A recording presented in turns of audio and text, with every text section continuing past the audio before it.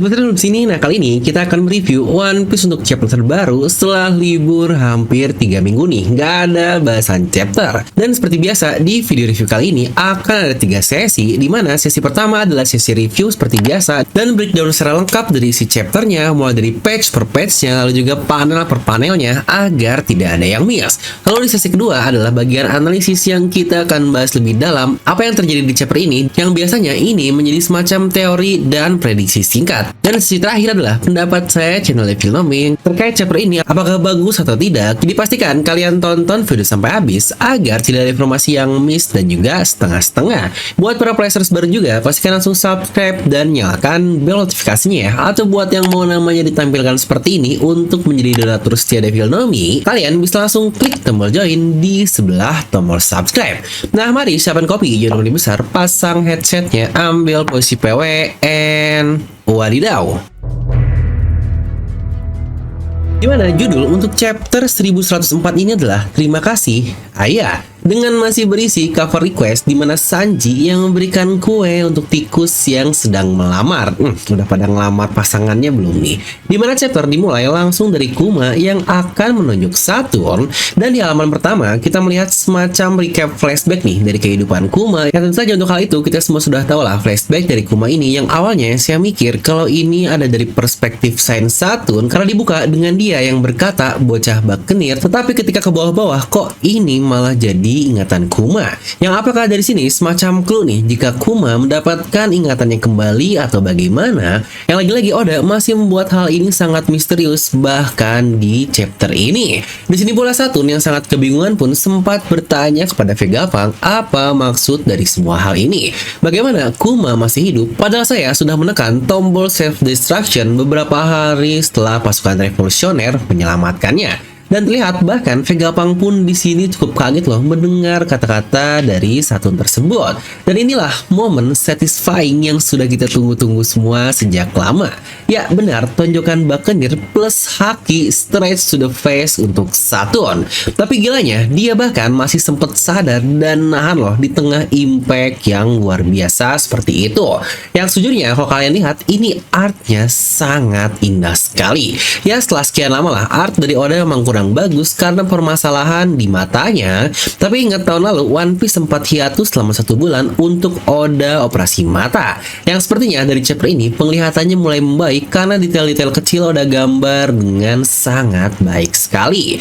Dimana impact dari tonjokan tersebut membuatnya terpental sangat jauh sekali, dan kita lihat tubuhnya penuh dengan luka dan matanya sampai memutih seperti itu.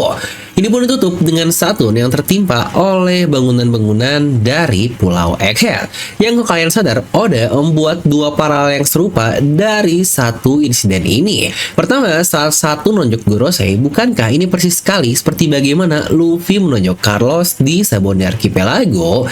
Lalu jatuhnya bangunan ini pula persis seperti Luffy versus Moria di Trial Bak lalu, yang itu pula menjadi awal mula Kuma beraksi sama seperti yang Kuma lakukan di chapter ini. Di sini tentu saja semua angkatan laut sangat kaget dong dengan apa yang terjadi, karena di sini pun dijelaskan bagaimana ada seseorang yang bisa-bisanya berani menonjok seorang Gorosei yang bahkan orang tersebut adalah Buddha. Ini adalah hal yang benar-benar tidak akan pernah terpikirkan oleh manusia di dunia One Piece. Yang lagi-lagi hal yang sangat wajar. Tapi kalau dilihat dari tubuh Kuma secara lengkap, kayaknya kakinya masih bisa digerakin ya, alias tidak hilang seperti yang kita lihat saat melawan Akainu.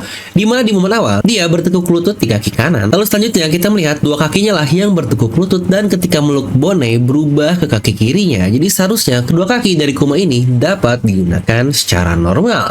Dimana pasca Saturn tertonjok, Sanji CS pun dapat bergerak kembali, dan Vegapunk hanya bisa berpikir apa yang sebenarnya terjadi dengan terdiam melihat Kuma yang memeluk Bone. Di sini pun dia berpikir, apa maksud dari semua ini? Itu adalah pertanyaan yang sangat bagus, karena faktanya saya sendiri tidak memasang tombol self destruction pada umumnya. Saya tidak bisa membiarkan Kuma dijadikan sebagai senjata bom yang akan dimanfaatkan oleh orang-orang brengsek di atas sana. Tapi tentu saja saya pula menepati janji dengan mengubahnya ke mode yang lebih aman, yang ketika diaktifkan program di tubuh Kuma akan langsung berhenti, dan setelah itu dia akan kehilangan kepribadiannya yang akan membuatnya benar-benar seperti mayat hidup yang tidak memiliki dan akan melakukan apa-apa. Bahkan Kuma juga tidak akan bisa menerima perintah apapun. Ya, untuk bagian lengkap dari ini akan kita bahas juga di sesi analisis nanti. Di sini Vegapunk melanjutkan, bahkan Kuma, kau bisa memperkirakan kehadiran Bone di Pulau Egghead, dan tidak hanya itu, kau pula langsung pergi ke pulau ini. Dan bagaimana kau masih bisa bergerak, yang saya yakin semua hal tadi jauh di luar dari ilmu sains kan?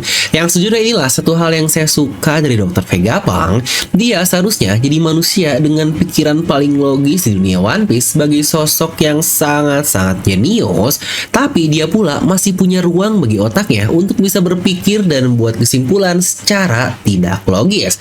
Alias untuk hal-hal seperti ini yang bisa dibilang di luar tangan manusia lah, seperti yang terjadi kepada Kuma, yang sejujurnya adalah hal yang sangat hebat, karena bukankah seseorang dengan full logika seperti Vegapunk atau ilmuwan biasanya tidak akan mempedulikan hal-hal yang di luar logika seperti itu. Tapi untuk Vegapunk, bahkan berkali-kali pun kita lihat dia bahkan masih mempercayai hal-hal di luar logika. Tapi yang menarik adalah kata-kata dari Vegapunk selanjutnya. Di sini dia berkata, ini tidak mungkin seperti yang saya pikirkan kan, di mana ras Buccaneer dikatakan memiliki karakteristik spesial selain tubuhnya yang sangat kuat. Ya, bagaimanapun kalian semua dulunya adalah yang langsung terpotong di bagian situ. Yang kira-kira apa ya hal lain dari ras Buccaneer ini? Di sini pun Kizaru masih memegang kepala sambil ngomong, sudah selesai kan ini semua? Yang Sentomaru pun yang sudah tertangkap, dia masih sadar dengan berkata Kuma. Dan yang menarik, Luffy ternyata tiba-tiba menghilang guys, yang sebelumnya dia habis makan-makan entah dari mana. Yang apakah benar yang ngasih makan adalah Karibou, dan sekarang Luffy disembunyikan di dalam tubuh rawanya, yang sejujurnya itu adalah satu opsi yang sangat memungkinkan. Dan Bone, dia di sini memeluk Kuma sambil berkata terima kasih, yang dijadikan judul dari chapter kali ini. Dia berterima kasih setelah melihat semua memorinya. Baginya, kau adalah ayah yang paling keren dan paling baik di dunia ini. Ya, setelah semua flashback yang kita lalui ditutup dengan satu hal ini saja, sudah terasa cukup lega gak sih untuk Bone dan Kuma? Dan momen itu hanya bisa berlaku secara singkat karena tiba-tiba bangunan di belakang mereka yang menimpa Saturn hancur, yang bisa kita lihat terdapat petir hitam di sekitarnya. Dia datang sambil berkata, Vegapunk, aku masih menunggu penjelasanmu. Apa ini perbuatanmu? Vegapunk pun menjawab dengan sangat baik, saya pikir cukup fair ya jika kau bilang saya bertanggung jawab penuh atas semua hal yang terjadi di sini. Tapi jika kau orang yang romantis, mungkin kau bisa menyebut semua hal ini terjadi karena cinta. Saturn menjawab, begitu ya, seperti biasa, kalian para manusia selalu berpikir secara pendek. Kalian sudah hidup dengan sangat baik, jadi selamat tinggal. Yang sejujurnya saya sendiri suka banget sih percakapan di antara Vegapunk dan Saturn, walau mereka saling membenci dan selalu berbeda paham, tapi mereka menjawab dengan sangat-sangat baik dan sopan sekali. Saturn nasihat itu pula, saya selalu respect dengan bagaimana dia tetap punya pendirian sebagai seorang dewa dan ilmuwan juga, yang masih butuh penjelasan dan beberapa hal lain yang memang sangat dibutuhkan untuk semacam logikanya, dan tidak asal ngamuk bakbuk gitu saja seperti yang biasa terjadi di villain serial lain. Tapi itu saja yang menarik dari ini adalah kita lihat bagaimana Saturn dapat meregenerasi tubuhnya lagi-lagi dengan sangat instan. Yang bukankah ini udah mirip reverse curse teknik dari Jujutsu Kaisen, dimana ini satu tangan hilang dan bisa-bisanya dia regen seinstan itu, yang bahkan hal ini pun belum pernah terjadi satu kali pun di dunia One Piece. Bahkan untuk Sanji pun dia melihatnya dengan sangat bingung sekali, karena untuk Sanji sendiri kita tahu dia bukanlah regenerasi instan, dia hanya bisa menyembuhkan jika tulang-tulangnya patah dan mengembalikannya seperti semula. Tetapi jika tangannya potong, dia tidak akan bisa melakukan apa yang Saturn lakukan. Di sini pun Saturn menyerang Kuma yang terdiam, yang sudah tidak bisa bergerak lagi. Tetapi terima kasih kepada Babang Sanjay, dia menahan serangan Saturn tersebut, dan Franky dia menambahkannya dengan menggunakan Radical Beam hingga membuat Saturn menjadi donat. Di sini Kizaru berkata, "Oh, kau ternyata benar-benar sudah berkembang sangat baik. Mari kita tes seberapa baik perkembanganmu." Dan boom, ditendanglah Franky oleh Kizaru. Nah, ini dia our God Franky, satu-satunya karakter yang gak takut sama apapun. Yang beda lah seperti dengan kebanyakan kru yang lain. Dia bahkan berani nyerang Yonkou Big Mom, lalu dia juga mau nyerang Kizaru pakai pakai lasernya lah di atas, dan sekarang dia satu-satunya kru dari topi jerami yang sudah menyerang seorang Gorose yang respect banget nih untuk Super Franky. Ya walau begitu tentu saja luka beam dari Franky akan sembuh dengan sangat mudah oleh Saint Saturn. Di sini Vegapunk meminta Atlas untuk membawakan Kuma ke Labo Stratum, dan Kizaru yang ada di depan Saturn pun berkata, "Sekarang dengan Kuma yang sudah bergabung, bukankah kau setuju sudah terlalu banyak orang yang terlibat? Bukankah sudah saatnya kita mengakhiri ini semua?" Vegapunk pun hanya menjawab, "Kau benar-benar orang yang sangat-sangat menyedihkan, Kizaru. Apa hatimu sudah tidak kuat lagi?" Di sini pun Kizaru menjawab, "Aku seharusnya membawa kacamata yang lebih tebal karena jika seperti ini aku hanya akan mempermalukan diriku saja." Dan chapter pun ditutup dengan protokol Buster Call yang akhirnya dilancarkan untuk penghancuran dari Pulau Egghead. Panel pula ditutup dengan Saturn yang berkata, "Pengkhianat yang mempelajari hal tabu di dunia ini, lalu seseorang yang berhasil selamat dari ras yang seharusnya sudah punah dan bajak laut yang membangkitkan sang dewa kuno. Pulau ini benar-benar sudah terinfeksi secara parah," yang boom, dan chapter pun ditutup dengan hal seperti itu. Nah, sebelum masuk ke pembahasan analisis yang jadi favorit kalian ini, tahu nggak nih kalau di Cina sana saat flashback dari Kuma sudah selesai yang tutup dengan momen emosional ketika dia mengungkapkan kata-kata terakhirnya, karena ternyata itu pula menjadi momen luar biasa di Cina sana. Bahkan ada fans One Piece yang emang isinya untuk fans One Piece ini sultan-sultan ya, dia nyewa gedung cuma buat ngerayain flashback dari Kuma doang. Bahkan terdapat tulisan Happy 10th Birthday Bone yang wah itu sangat merinding banget. Tapi bukankah dengan seperti itu pengikut anime only bakal ke spoiler yang sangat jauh juga? Dan kebetulan kami juga dari DNM ada desain terbaru spesial untuk Our God Bartolome Kuma dengan kehidupan indahnya dan kata-kata terakhir dari hidupnya yang sangat-sangat emosional. Dimana buat kalian penonton YouTube dari Filmi, kalian bisa gunakan kode voucher spesial untuk dapatkan potongan sampai 40.000. Yuk langsung pesan sekarang, bisa kalian sombongkan juga nih buat teman-teman anime yang bahkan baru masuk Egghead. Nah, buat kalian yang pingin bisa langsung klik link di deskripsi video ya. Oke, kita masuk ke sesi analisis ya. Pertama, yang pasti akan menjadi pertanyaan kita semua, ya elah tahun 2024 masih aja pakai Buster Call yang kuno amat sih ini angkatan laut. Robin aja jika sekarang selamat berarti 3 kali dia udah selamat dari Buster Call. Ngapain sih masih ngeluarin hal yang biasa seperti itu? Well, untuk jawaban jelasnya adalah Buster Call ini digunakan untuk menghilangkan pijakan dan terutama untuk Egghead adalah untuk menghilangkan semua bukti terkait kejahatan yang ada di pulau tersebut. Tepatlah seperti kata-kata Saturn di akhir tadi. Jadi ya emang tujuan utamanya hanyalah untuk menghancurkan pulau dan bukan untuk ngebunuh orang secara langsung. Ya kali sekelas Yonko mati diserang oleh Buster Call doang. Dimana sebenarnya kalau Egghead ini hancur, dampaknya bakal snowball ke hal-hal lain seperti barrier nggak ada, Luffy makin susah kabur, dikepung, dan sebagainya. Sama perlu diingat juga, skala Buster Call ini jauh di atas Buster Call biasa karena jumlah kapal perangnya pun berapa kali lipat. Plus juga apakah jangan-jangan terdapat perubahan untuk Buster Call kali ini yang entah nih ditambah apa lagi oleh pihak dari Angkatan Laut.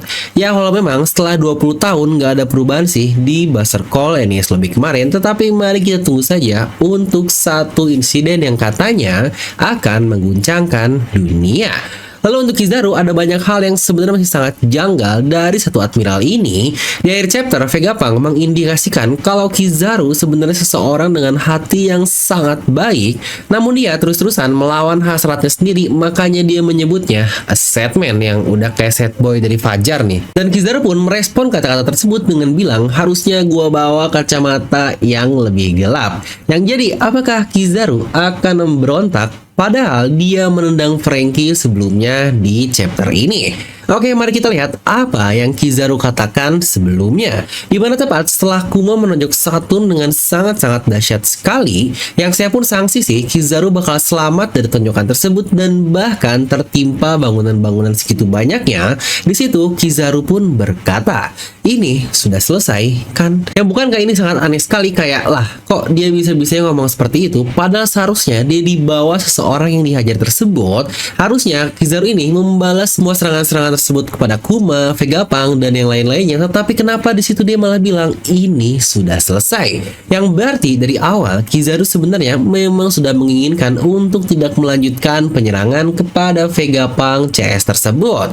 Namun di akhir kenapa dia masih berada di sebelah Saturn? Ya balik lagi lah, dia ini seorang angkatan laut yang jadi kepanjangan tangan dari pemerintahan dunia. Apalagi sekarang seseorang dengan otoritas tertinggi ada di sebelahnya. Yang entah nih dia masih harus berbuat baik di depannya atau bagaimana, kita masih harus menunggu lagi. Dan kalau kalian sadar, kata-kata di akhir chapter ini pun bukankah sangat membingungkan? Dengan Kuma yang datang ke sini, bukankah terlalu banyak pemain besar yang ada? Bukankah kau pikir sudah saatnya kita mengakhiri hal ini? Yang lagi-lagi, bukankah itu seperti dua hal yang bertentangan? Satu, tugasnya bunuh Vegapunk, yang bahkan jika sekarang ada Kuma, bukankah seharusnya bertambah satu lagi, yaitu untuk membunuh Kuma juga? Tapi kenapa dia nyebut-nyebut terlalu banyak pemain dan saatnya menghentikan ini semua? Apa ini akan menjadi titik balik dari Kizaru yang sudah tidak kuat menahan hatinya karena mengkhianati teman-teman yang paling dekat dengan dirinya?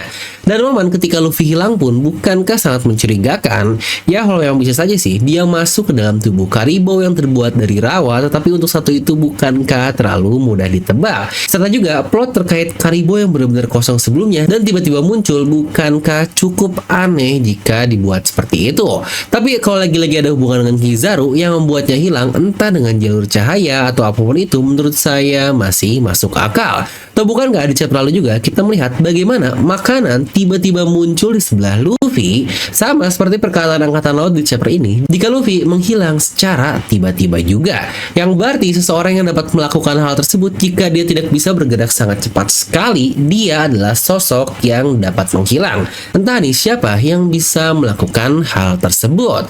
Dan terkait kemampuan Saturn, sejujurnya ini adalah kemampuan penyembuhan yang sangat-sangat gila sekali. Satu-satunya hal yang baru kita lihat sepanjang 1100 chapter One Piece adalah seseorang punya kemampuan regen dan healing secara bersama-sama. Ingat bahkan healing yang digunakan secara massal oleh Princess Manseri dari Dressrosa tersebut hanya sementara dan luka aslinya pun masih ada. Itu pula tidak mengembalikan bagian tubuh secara utuh. Penyembuhan pun hanya menghentikan pendarahan saja, yang bahkan Sanji di mode finish smoke-nya paling cuma bisa mengembalikan tulangnya yang patah-patah, itu pun karena dia memiliki yang namanya exoskeleton yang berbeda dengan tulang manusia biasa, makanya dapat kembali hanya dengan ditambahkan beberapa gaya tambahan saja. Tetapi jika Sanji harus sampai kehilangan kaki, tentu saja kakinya tidak akan bisa beregenerasi seperti yang kita lihat oleh Saturn di chapter ini, di mana tangannya hilang tetapi muncul lagi secara sempurna 100%, yang bahkan dia tidak membutuhkan tangan laman yang hilang karena seakan-akan dia menciptakan sebuah organ baru yang lagi-lagi dengan sangat instan dan sangat pas sekali. Lebih dari itu, kemampuan penyembuhannya pun bukan hanya merigen bagian tubuhnya yang terluka, tetapi seakan-akan membuat tubuhnya kembali sehat dan normal secara utuh. Ya ibarat seperti inilah kita main game Boy nih, aduh tua banget Game Boy, janganlah Tekken dimana ditonjok apapun darah pasti akan kurang terus kan. Nah untuk Saturn ini, pasca tonjokan maut atau jurus spesial dari Kuma yang sangat luar biasa, akhirnya ngebuat darahnya tersisa sekitar 10%. Tapi kemampuan penyembuhan yang sangat hebat bisa membuatnya kembali ke, ya jika tidak 100%, 80 sampai 90%-an lagi dari health point yang dimiliki oleh Saturn ini. Dimana health point ini masuk ke semua aspek ya, mulai dari stamina, kekuatan, dan hal lainnya yang bisa dibilang itulah kenapa saya bilang sangat OP sekali. Itu pun dengan basis awal dia kehilangan sebelah tangannya. Yang jika contoh lain penyembuhan biasa, mau dia luka parah pun ya paling hanya luka-luka luarnya saja yang sembuh, tetapi staminanya akan tetap terkuras. Jika mungkin untuk case lain dan dia bisa melakukan heal karena sudah kehilangan sebelah tangannya, mungkin dari 10% tadi hanya bisa naik jadi 40 atau 50%, tetapi karena satu memiliki penyembuhan yang sangat lengkap, seakan-akan dia menjadi sangat sehat lagi. Yang bukankah itu adalah kemampuan yang sangat-sangat overpower, yang mungkin kalau di JJK itu udah kayak reverse curse teknik kali ya. Tapi bukannya reverse curse itu basisnya dari iblis atau demon ya? Yang apakah jangan-jangan Saturn ini adalah iblis itu sendiri dan dia bukan manusia? Bukankah ini sangat menarik? Yang masih bingung nih, gimana ya cara untuk mengalahkan Saint Saturn? Apa harus menghancurkan hal vital seperti jantung atau kepala baru dia bisa benar-benar mati?